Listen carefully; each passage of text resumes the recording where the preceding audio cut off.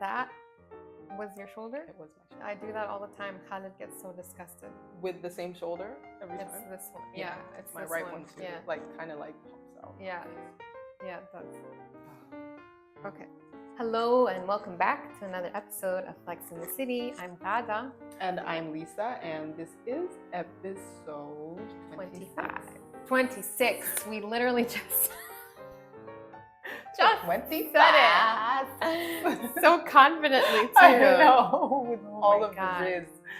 25. Yeah. 26. Welcome. 26. Welcome. Mm-hmm. Subscribe if you haven't already subscribed. Please do. Should we just get right into it? We just jump right into it Yeah. today because we have,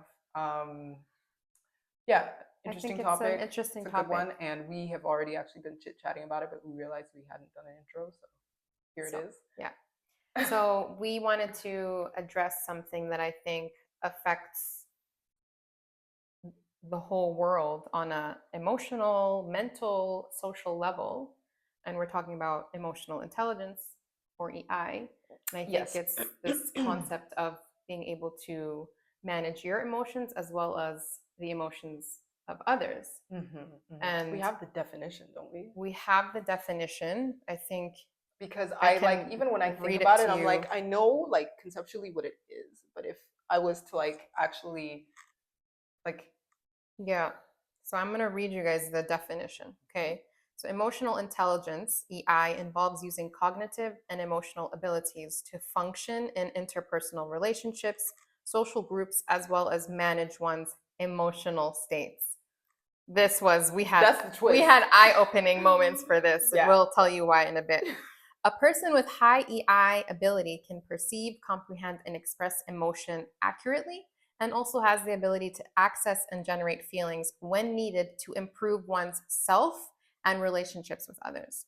So that's just like the textbook definition. Yeah. In so simple we terms, can break it down. it's managing your emotions. And And being able to understand other people's emotions as well. Understanding people's emotions, having some sort of empathy or perception of that that's healthy and accurate, and then also being able to do the same thing for your own. And regulating. Yeah. So yeah, that is. So as you were reading it again, it was the same thing. Like the beginning of the definition, I'm like, yeah, cognitive, emotional, yeah. You know what? I'm totally aware of people. Yeah, like I totally can read people. Yeah. And there's that part at the end where they're like, also for yourself. And I was like, oh, like the entire time before we started doing research, I really always felt like I have high EI. Like I can be around somebody, and if I don't have to know them that well, but if they're like upset or crying, like I will cry with them. You know what I mean? Like I'll feel what they're feeling. Yeah. I've always felt like I can understand the other person. Yeah. You know? But then when they started talking about self, and I was like, I never thought about EI in terms of self. Yeah, me either. And self-regulating my emotions. And I just thought, well, I need to work on that a little bit. Yeah, massive. That for me is, I would say like if there was a score 1 to 10, I would be at like on a good day of 0.5, maybe. Yes, exactly. But certainly when it comes to like identifying, like not very often that I'm like, all right, let me sit with my emotion and really identify. And I don't do that nearly enough. And then regulating, I mean, it's gotten better, but that's just part of like maturing and growing up. You know, we don't throw tantrums as much. Well, adult not tantrums. The same kind anymore. Not throwing ourselves on the floor, but maybe throwing shit. I don't know. Like, that's a different type of tantrum, but it's still a tantrum. But like obviously there's regulation that comes with maturity, but like generally, no. Yeah. I feel like my feelings in this moment have legitimacy, and I'm going to express them because, you know, like I'm respecting the feelings. I'm letting it out. And there was a part in that I was like, okay. But it made me question, like, how can I say that I have high EI and can respect other people's emotions if I can't do that for myself? What does that mean? Like, so I've been trying to figure out then, have I been pretending? Like, or is it really genuine? Like I'm so lost. I don't know. I think it's genuine. I can tell you certainly as someone who, like interacts with you a lot and has been a recipient of your empathy, or meeting me where I am, recognizing my emotional whatever standpoint that I come to you with, I certainly would not say that like you're a person that lacks it, and in that respect. But yeah, of course, I don't know what happens when you're introspective and you look at yourself. I don't know much about that process, but I would say I'm right there with you. Like, I don't really self-assess properly. And the thing is, it's like 360. So EI is not just how you are, like perceptively outside, it's also how you are when you look at yourself. So if you're missing half of the circle, you're missing it. Yeah. If you have half of it, you don't have it. So I was like, all right, so not only do I have to deal with my intelligence being held in question in German class every week, but now even my emotional intelligence is being questioned. I'm not happy about it. I'm not happy. We got so much work to do on ourselves. Listen. I swear. Like, one thing, like, when I think I'm like doing the work, and then the next thing I was like, damn it. Here's another thing that I need to work on, which of course I'm okay with, like, because I don't want to have a fixed mindset. I don't want to feel like, this is how I've always felt and this is how it's always been, and I'm just gonna like, I don't want that. No. And that's what I love about our emotions and our mindset, is that it's not permanent. Nothing is permanent. You can always change that and learn and relearn, or learn new, behaviors, or yeah. That's what growth is. And the fact is, you need to continuously learn. Yes. You have to be always like proactive. Growing. Yeah. You stagnate, then that's it. You're stuck. And then what? Like, that's it. And that's not something I want for myself. Yeah, I don't think that's how we're meant to live either. No. I agree. I think this topic is also really interesting because it's just one of those phrases that gets like bandied about a lot. Like, narcissism and like anxiety and things like that encompass quite specific like methods of behavior. Yeah. And we just kind of like explain it as like, oh, he doesn't have empathy, like he's emotionally unintelligent, or he has low emotional intelligence. And so I think part of defining it is also really helpful for us, even just kind of getting this more clinical definition to be like, okay, wow, it actually encompasses more than just empathy. It also is how you actually like navigate that. Even once you've identified it, what do you do with that? What is your ability to then say, okay, I need to either act a different way because someone is going to feel this way, and how do I manage that? Or I can actually regulate my own emotions to be able to harness a result that I want in life. Yeah. So that was actually even helpful for me to look at and be like, oh wow, it's a little bit more intricate than we give it credit for. And such essential social like habits, because obviously we're social beings, blah blah blah, but like 100% dependent or determining our interaction with one another and self. So even when we talk about this growth mindset and always wanting to be able to say we are totally bettering ourselves constantly, all right, well, how do we do that? That means we also have to keep going back to the drawing board and being like, okay, where am I at? Like we talked about it before, data-driven results, measuring yourself in the same sort of standard stimuli and be like, all right, I'm the variable. Have I changed? Have I gotten better? And sort of it takes you going back and looking at yourself, which I think a lot of us don't do. I certainly don't do it nearly enough when it comes to emotional intelligence. I do it in the mirror. What do you do in the mirror? Look at myself. Look at myself. The physical action of but I don't really, sort of assess, analyze okay, and assess. Like, you know what? I was in this situation last year. Someone explained this to me. This is how I handled it. I'm in a similar situation again. How am I going to handle that differently? Or even with myself. All right, it's hard to go to the gym because it's minus fucking 5 degrees outside. How am I going to use my emo? And you know what? I feel tired. I'm lethargic, and I have all this stuff on my mind, and I have to deal with stupid people on the way to the gym and on the train, which creates an emotional reaction in me. So what aspects of I learned and grown in my assessment of my emotional intelligence to say, all right, yes, that's that, but I'm going to use all of those things to motivate me to actually go harder and to actually, you know, take that emotion and use it for the outcome that is most beneficial to me. So, um, what that makes me think about a lot is, did you ever watch The Last Dance? That Michael Jordan, Chicago Bulls. Yes, yes, yes, You yes, watched yes, it, right? yes, yes, yes. His fucking mindset, like, It's crazy. Like in a, not in a bad yeah, way. Like it's like, in the most inspiring way yeah, ever. like, and that explains how he is The greatest. the greatest. The greatest. Yeah. Absolutely. Yeah. And everyone else, even the people who didn't like him, were like, yeah, but he was the shit. Like, Yeah. we can't deny it. Yeah. But the thing, and I think it's like been said, it's been used in memes and everything a lot, but like the line where he's like, just the second part of the line has been used in memes a lot, where he says, and I took that personally. But the first half of that statement is where someone was like, he can't do this. Like, he's going on about, I don't even remember who it was. I don't know if it's an opponent or a coach saying, oh, he's not going to be able to do this. He can't do this. He can't da da da da. And like, he's sitting there just really relaxed. And he's like, and I took that personally. Like, he took literally someone like diminishing his abilities as like, perfect. Thank you.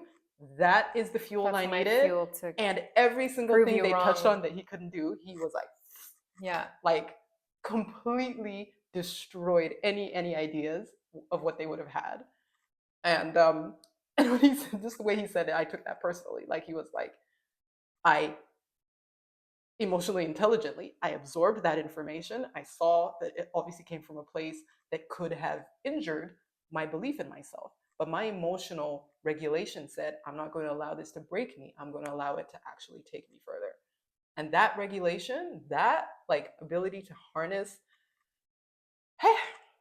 wow, that for that's me is the powerful. hardest, because yeah, like I'll say it in my head, But your like, actions and your behaviors do something different. exactly. Yeah. And you said it right when you defined it. You're like cognitive and emotional. So it's also like what we keep talking about is like this mind body connection. Jinx. And so like it's like, yeah, in my head, I know I need to have that attitude of, and I took it personally. Yeah. And like, but like the feelings, it doesn't connect. Sometimes I'm just like, oh my God, like maybe they're right, and maybe I'm not good enough, and da da da, and you know, and then that's what takes over. Yeah.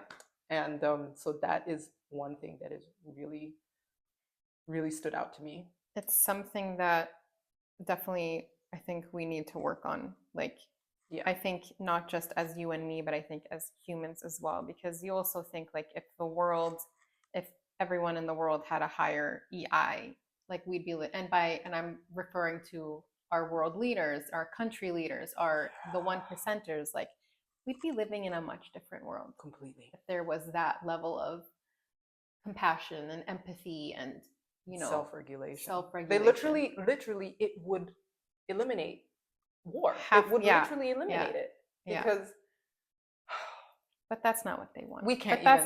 We can't even get into that. Listen. Get canceled out here. We need to make it to episode 37.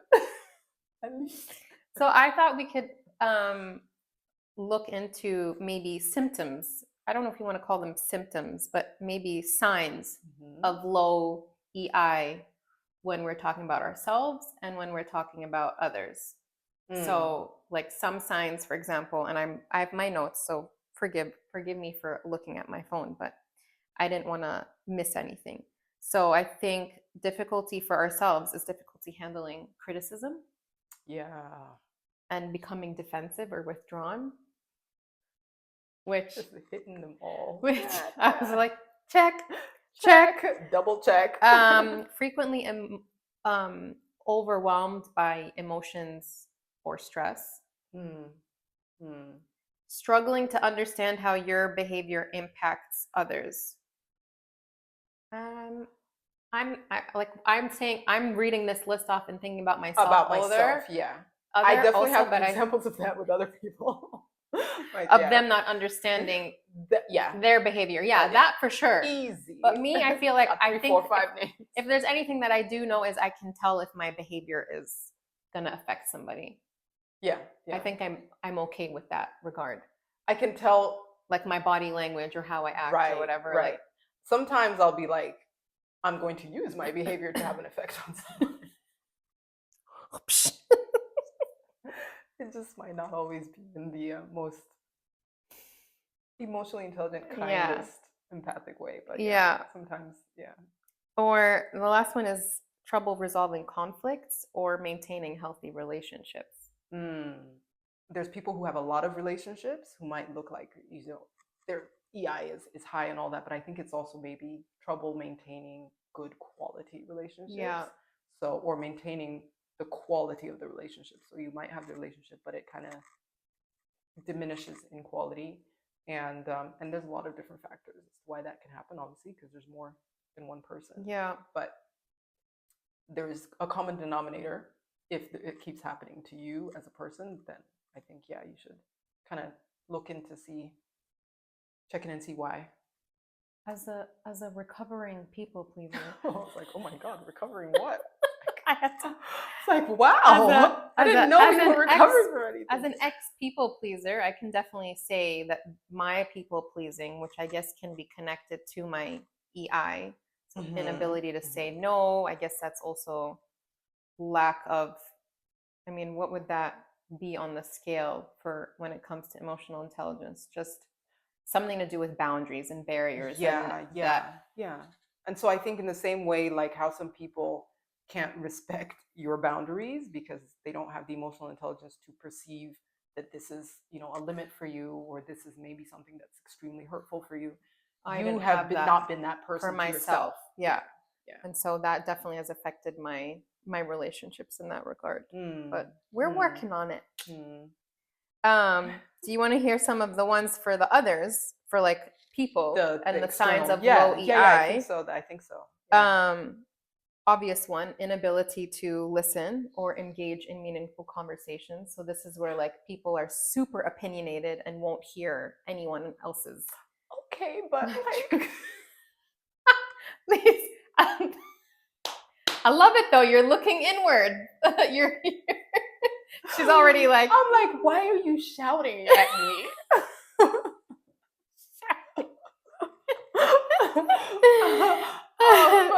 All out of love. All out of love. Like, wow. Hearing it loud and clear. What about high impulsivity or emotional outbursts? I have been that, certainly. You have been that? Impulsive in emotional outbursts? Absolutely. I feel like you're so like collected. Like I can't. Thanks. It's a persona. No. I mean, I think I am generally, certainly more so at this point in my life. Yeah. But I have definitely been impulsive with drawing conclusions about things. So I've been, which is another reason why I told you what is that sound? That is creepy. It's not like I hope there's no like bug or something crawling around over there. No. See, that's one thing I can tell you about Munich. Good things about Munich. I don't have to be afraid that there is some poisonous, gigantic spider within. Yeah, because that was a constant underlying fear in Australia. Oh my gosh, and you can open the windows and be okay. But anyway, back to the point that I was saying. The impulsivity, I think, with more just jumping to conclusions. And we talked about how I'm like, you know what? You get 1-2 chances as a friend. You fuck up, like, we're done. And so it's more this impulsiveness of, obviously, which stems from like, which I've assessed it as a self-preservation, and I don't, want to be hurt or betrayal, fear of betrayal, things like that. But yeah, I think that impulsiveness to be like, oh, well, they did that obviously because they're not loyal. And instead of trying to be like, all right, well, let me step out of my emotional state, try to see where their they're coming side, from, and really kind of have a calm assessment of the situation. That's taken a lot of time. Okay. And sometimes I still don't really do that too well. So yeah, I could hear myself in that for sure. Yeah. But that's good that you haven't seen that. Keeping it on the DL. The DL. It's like sneak attack. Yeah, secretly I'm like.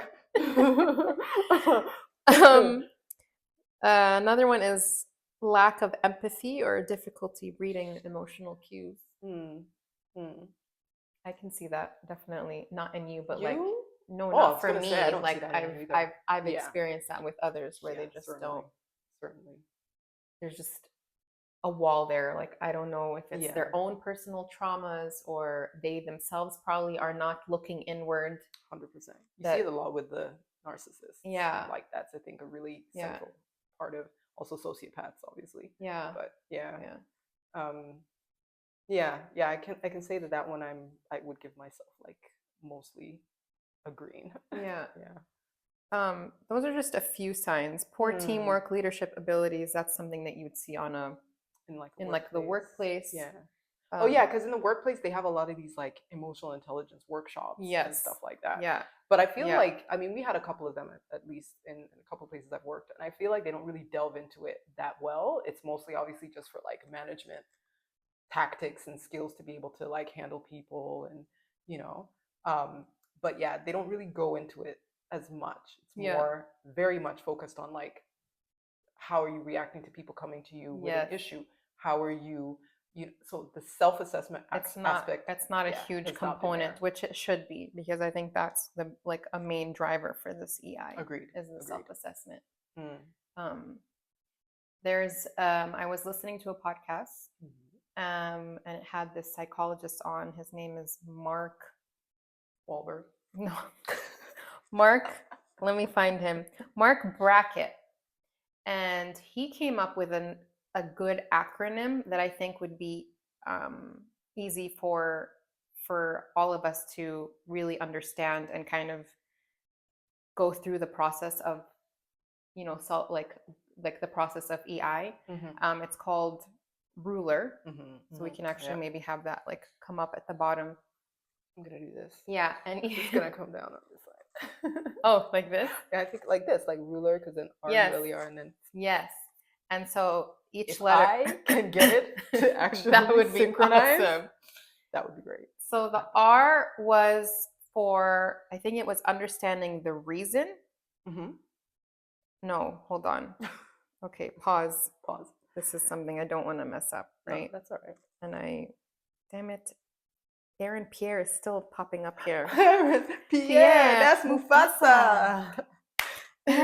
Pierre, that's Mufasa. Okay, so Brackett came up with this acronym called ruler, which is really like the whole idea is to be able to recognize and acknowledge these feelings when we're talking about emotional EI. And so the R stands for recognizing that emotion. And then the U is understanding. So where and why is that emotion rising up? And he talks a lot about really trying to make it a point to find the reason, find the why, because unless you understand that why, like you're not going to be able to work through it. Right. It's just going to be a constant pattern that pops up. So really understanding the reason. And then the L is labeling it, like give it a name, right? And I want to talk about the labeling in a bit because he definitely mentions that our language is not equipped for EI. Like I remember we were talking about this. So the I'll difference come back between like perception and what's actually being experienced. Yeah. And then E is the expressing. So whatever emotion you are having, like don't shove it down, like actually get it out. And then the last one is R, and that was what we've been talking about is the regulating. Yeah. Regulating that emotion. Yeah. And we'll get into some tips on how to self-regulate. Yeah. But I thought that's really just to have that, like, until you can actually go through that process. And much easier to kind of remember it when it's yeah. But what was interesting is that he was saying how when we're growing up, like we are not given the language to express our emotions. So, if someone is having a bad day or feeling bad, like as a kid, like they're just going to say, oh, I feel bad, but they're not given. And he actually has created this, what did I call it? Mood meter.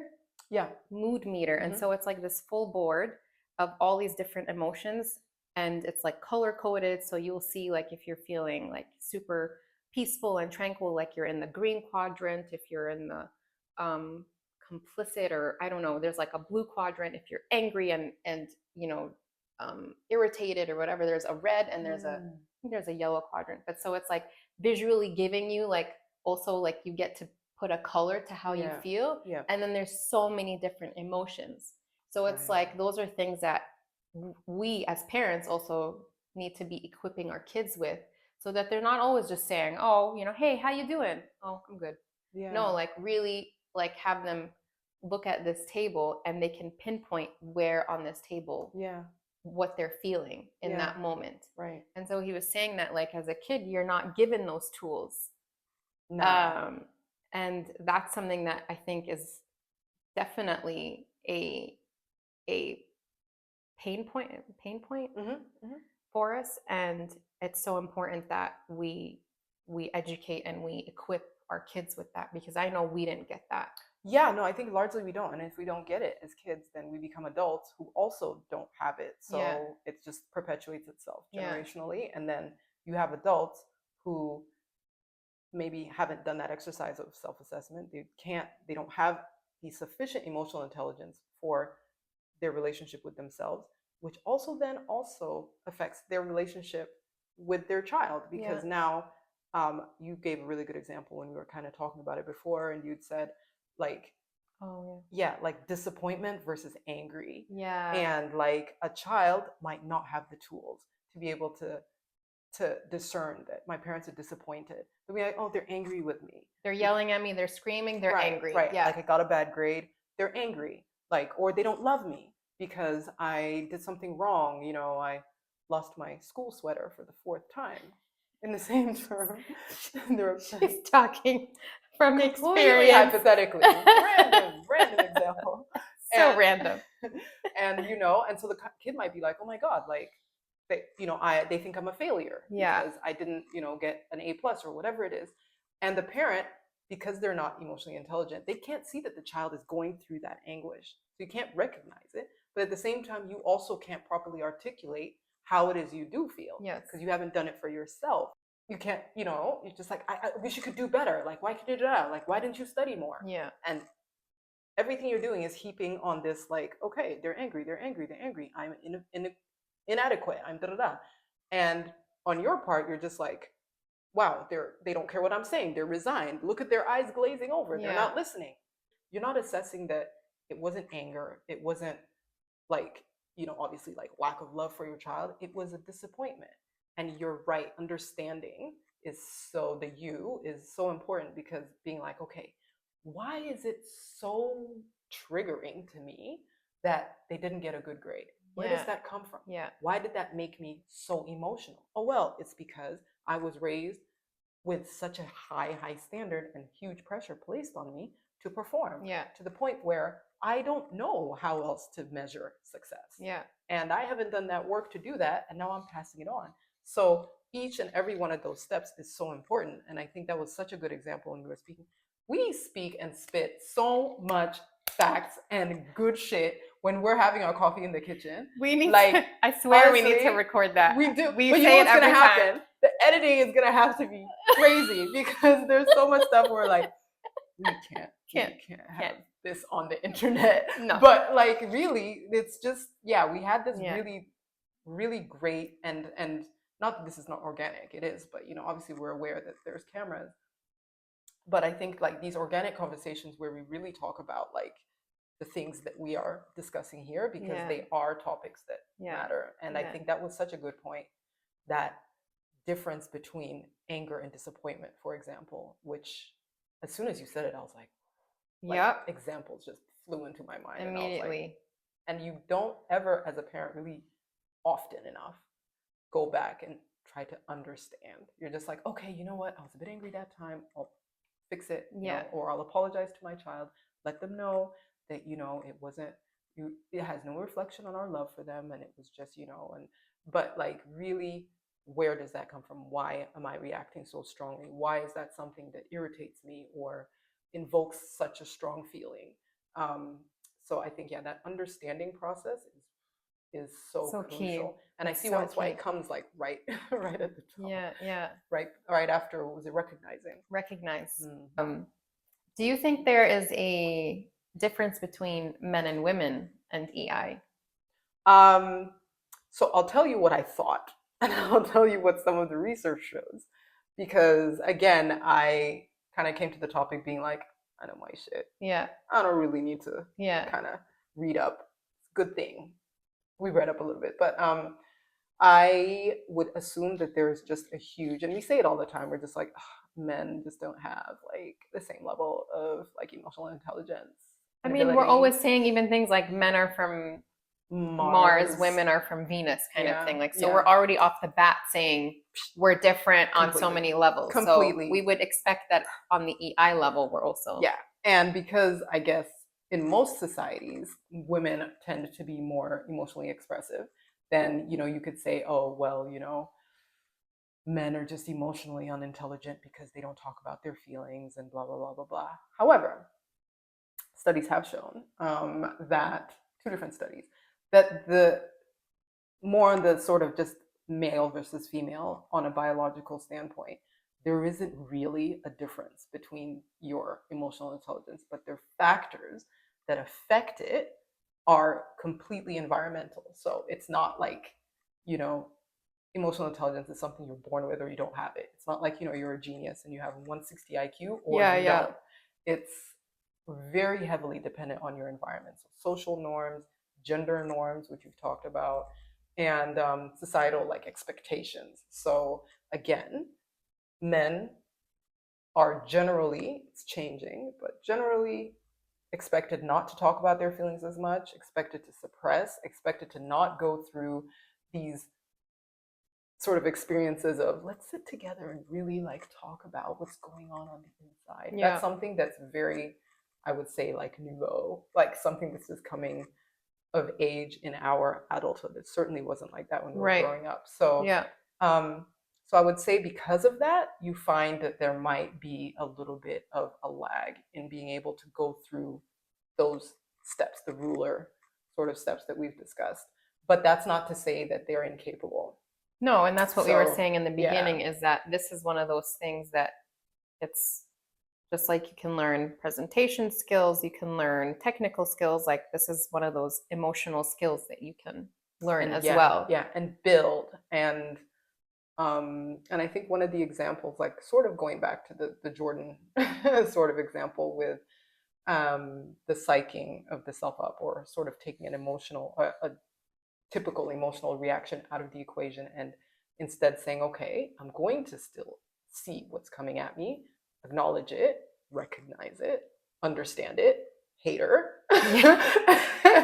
And then I'm going to, sort of take that and run with it and make it something, replicate it into something positive for the outcome that I want. Yeah. And like, it's something you see so much with athletes. And, just the thing that I thought about the most when I was reading that passage about sort of the regulating was at the beginning of like the 100 meters, where it's one of the races where you see them show the athletes at the start line for like the longest. Yes, they kind of go through the athletes in a lot of the other athletics events and they'll show you, but that moment where, especially the men's, sorry, but it's just next. But when the men are just standing on like at the beginning of the 100 meters and they're all like, just like doing shaking their little, out their legs, yeah, and doing their little like jumping up and down. Yeah, and you can pumping. see exactly that stuff, and you can see a lot of them like, yeah, like doing whatever it is that they do. I'm always like, what are you saying to yourself? And like all of this preparation, like literally the preamble is longer than the race lasts. Yeah. And all of this preparation is essentially you're in such a high pressure moment. You're standing literally against people who are make or break for you. The world is watching. Like this end line is there. Like, you're on the inside, you probably want to shit your pants. Like, I'm nervous and I'm sitting in my living room, like telling you what to do, coaching you like I'm a professional, and I'm nervous. So I can't imagine what the nerves are like there. The emotional typical reaction would be like crazy. The anxiety, fear of things to come in the future, by the way, something that's often misconstrued. And Yes. thank you for making that point today. Yeah. So that anxiety, and also just like the self-doubt that can come, because like you've trained, but you haven't trained with your opponents. And now you're standing there like, damn, Yeah. like Now you're in it. Noah Lyles is looking really built this year. Like he was not this big the last Olympics. Like this fool's been eating his vegetables and protein. You know what I mean? And now you're like seeing them, you're like, holy shit. And so like being able to take that, recognize and be like, yeah, this is all nerves. This is all, yeah, we're nervous. Yeah, everybody is. And then being able to like say, okay, what do I understand? We're nervous because it's a high pressure situation, but guess what? What I understand is everybody's feeling the same thing. Yes. What I understand is we're all here, like about to do our best. What I understand is I've trained hard. I understand I'm badass. I understand my fastest time is faster than at least 4 of these motherfuckers. Right. At least out of them, I'm not gonna come in. Yeah. You know, whatever it is Yeah. that you understand about the situation, and then like being able to take all of that and harness it together and just be like, all right, now the emotion I'm feeling, that's going to become something else. I'm going to now reproduce that as I'm badass. I got this. I'm finishing this race first. Nobody that I see here is going to be in my peripheral vision when I'm over there. Yeah. And so that process is, it's the first thing I think about when I think about the regulate, is like, and for me, that's the hardest part. Like I can do the understanding and I can be like, you know what? I'm intimidated by this situation because maybe I have, you know, or I'm scared of public speaking because I have imposter syndrome sometimes. I feel like maybe I don't know something well enough. Or I'm scared to talk to these kids because I know how kids are and they're going to be looking at me and thinking I look a certain way.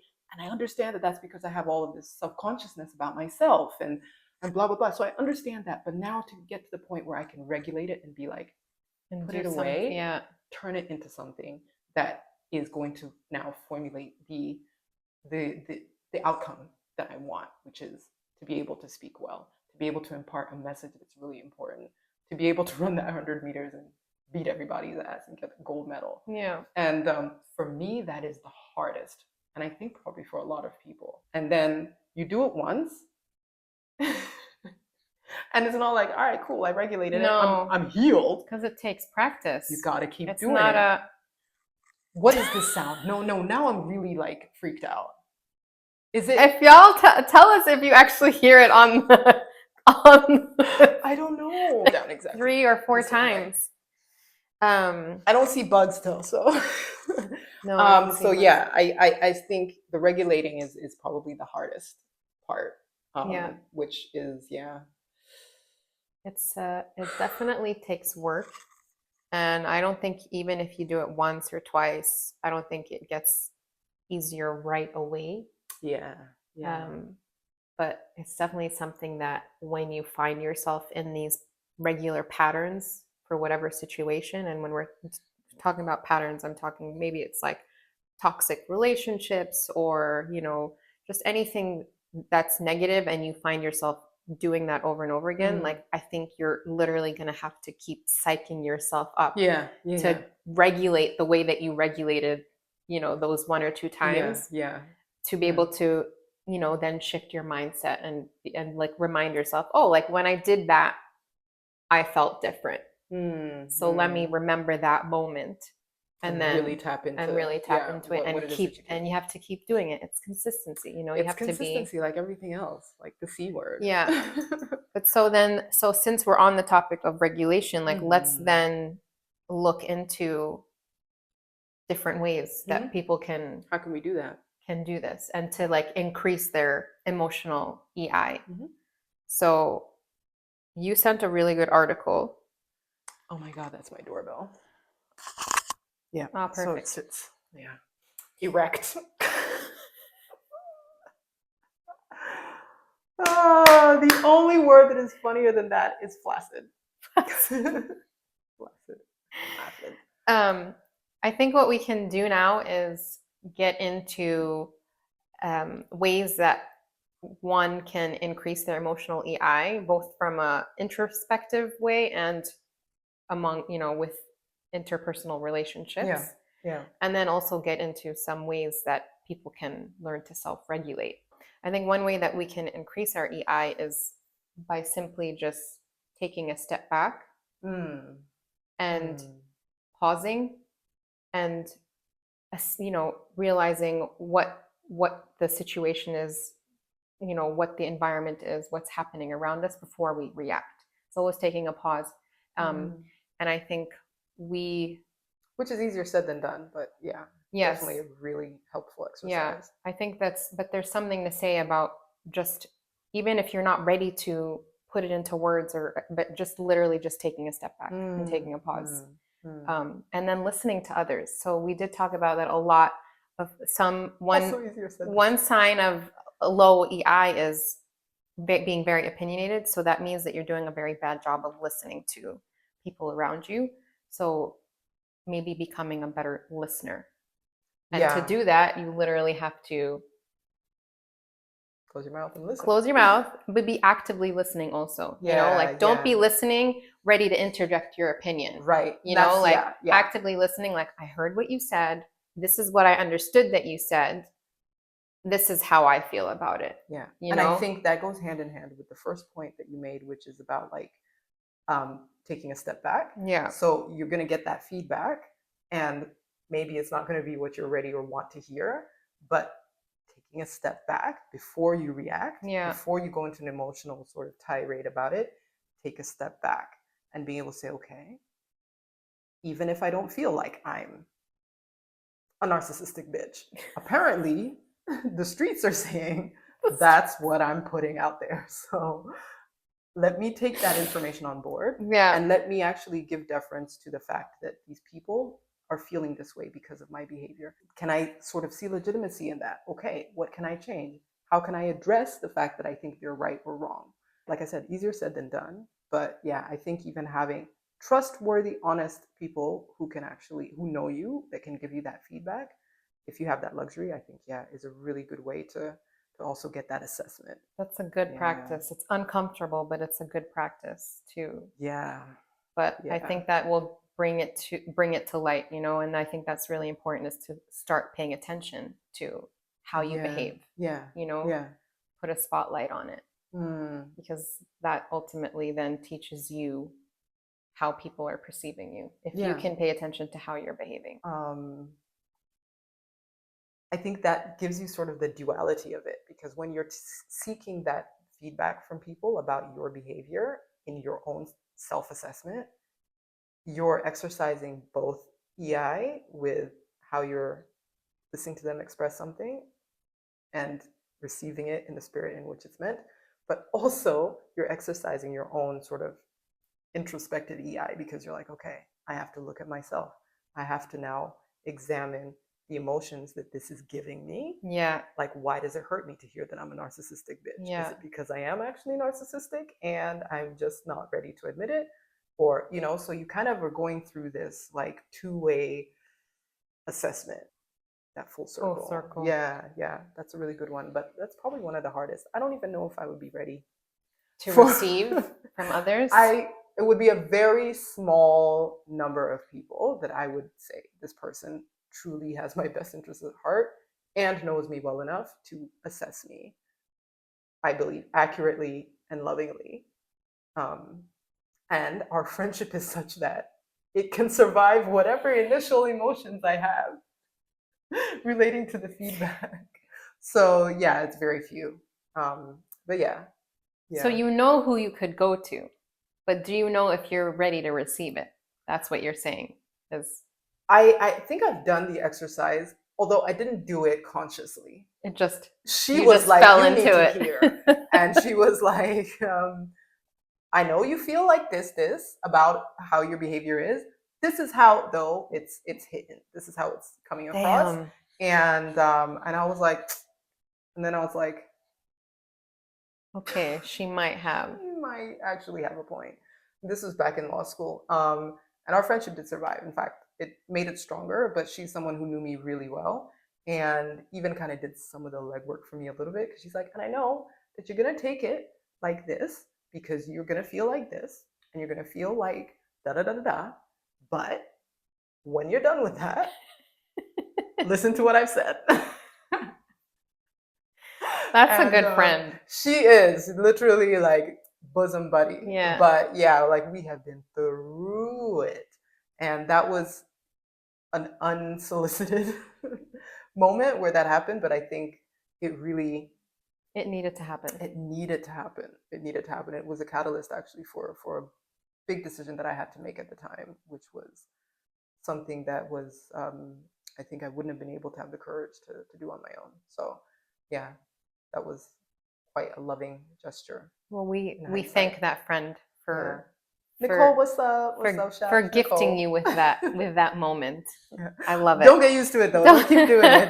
Please, don't keep doing it.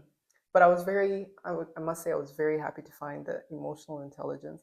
And the funniest part about the gender discrepancies, which are really minor, and again, largely socially, as a result of Influenced.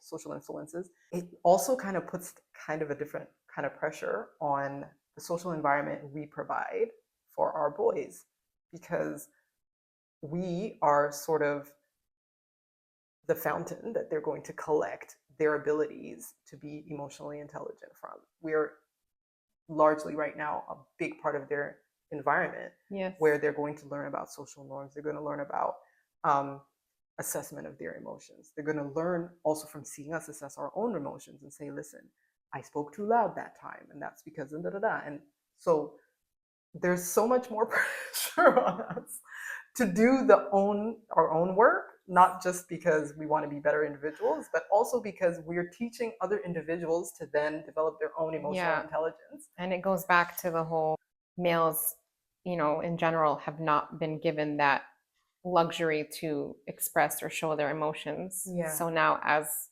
moms of boys, like, we want to make sure that our boys do that. Definitely do that and have that, because And have the that. environment, society generally is getting there, but it's still It's not still really not where it there. should be. Yeah.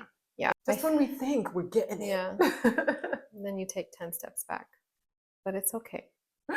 But it's all part of a process. Yeah. Like, we're building this better being, and hopefully because of that, we're also building better children. Yeah. And in a generation that's going to be healthier and more self-aware, holistically, not just, in terms of physical health, but also mental and emotional health.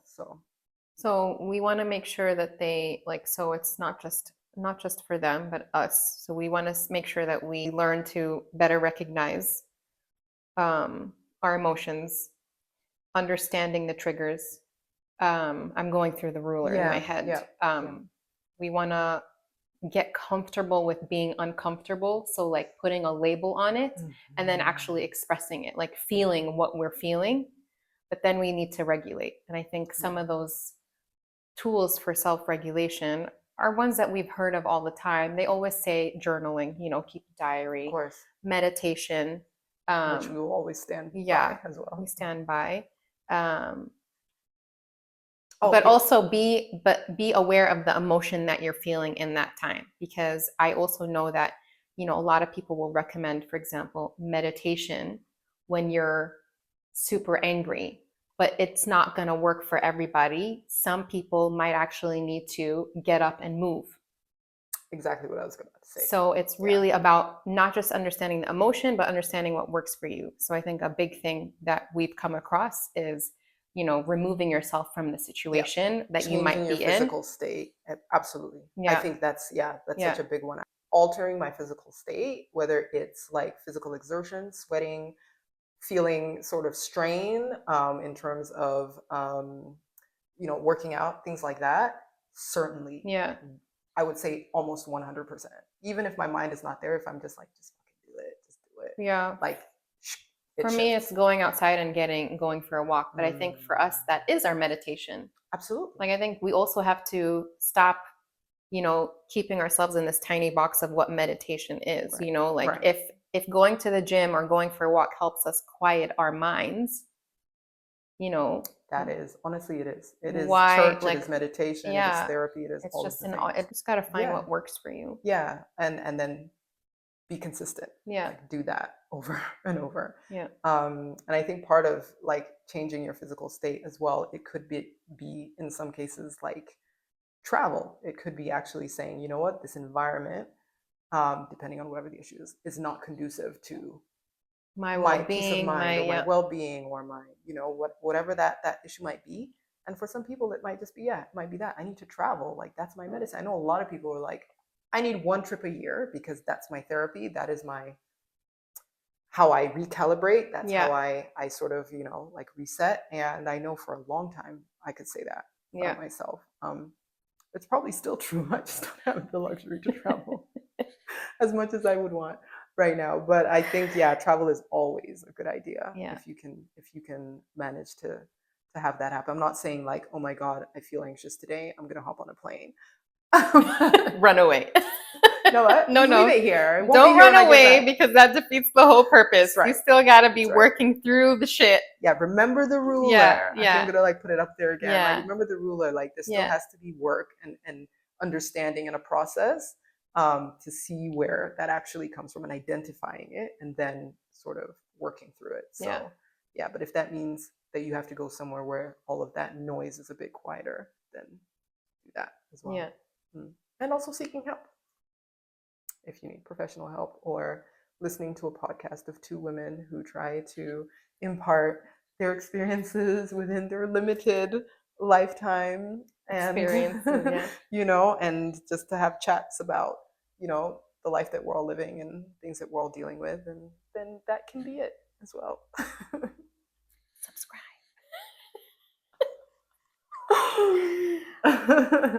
I meant us, by the way. Don't go listening to like two other women. Be clear. I think with that, we can end our podcast on that note. Our episode, not the podcast. Not the episode. Not the podcast, the episode. Yeah. Thank you again for tuning in. We'll be back again next week with another episode. So in the meantime, subscribe, like, share, and leave any comments that you might have or questions that you might have for us.